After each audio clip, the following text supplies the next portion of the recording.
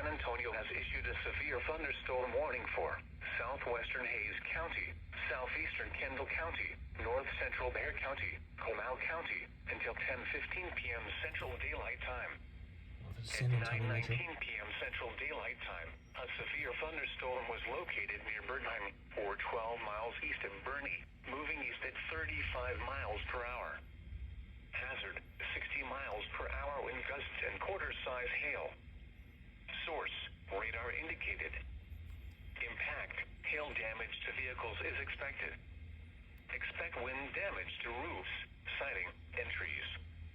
Locations impacted include Wimberley, Canyon Lake Dam, Canyon Lake, Fair Oaks Ranch, Bull Verde, Wood Creek, Guadalupe River State Park, Smithson Valley, Fisher, Spring Branch, Bernheim, Timberwood Park, Anhalt, Starksville, Sattler, Spexor, Scenic Oaks, and Honey Creek State Natural Area. For your protection, move